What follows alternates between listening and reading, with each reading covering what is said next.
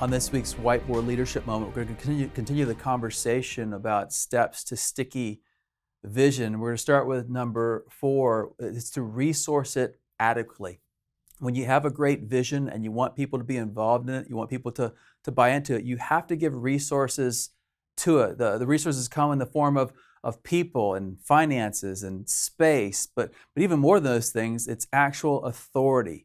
Ownership comes from authority, not from responsibility. When all you have is responsibility but no authority, you don't feel ownership. But when people want something to move forward and they feel like I'm responsible for it, but I have power to make decisions about it, then the ownership just skyrockets in the life of the organization. Next, number 5 is to train it effectively.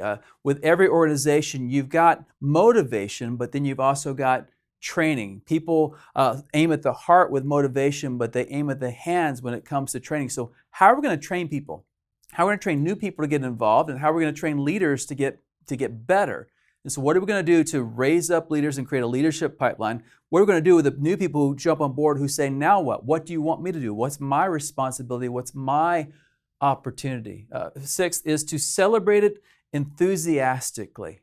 I have seen churches do a great job with this, and I have seen churches do a very poor job with this. We have to remember that what gets celebrated gets repeated. And I'm just going to encourage you again, when you celebrate, don't just celebrate the number, don't just celebrate the result, celebrate the action that leads to the result. When people are, when we have an Easter service and 1,000 people show up and you're a church of 100, that's a great thing, but you don't want to just celebrate the number. You want to celebrate the actions of inviting and praying and investing and serving that led to the result of this, and God's power as well. You want to make sure that you celebrate those things. The question you might ask is, how do people know this is a priority and we are excited about it?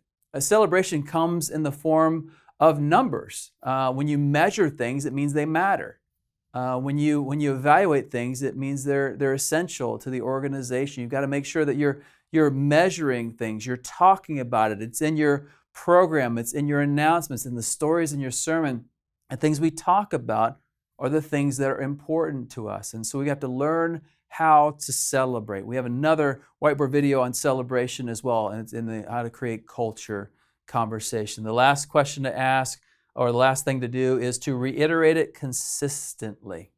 One of the things I find is that leaders think that we've said it very compellingly. We've said it one time and everyone got it because we were so compelling, we were so amazing. And maybe you are that way, but I'm certainly not that way. So what I try to do is create a cadence of conversation, a cadence of accountability, a cadence of reminder, and bring it up over and over and over to remind people this is a really important thing. It could be evangelism, it could be prayer, it could be discipleship, it could be missions, it could be any one of those things. But if we don't bring it up over and over, if there isn't a cadence in the culture, in our weekend services, in our discipleship groups, in our conversations around the dinner table, then it will never become a priority for the church or for the family you're trying to reach. The question is here, how do we keep it on our people's radar?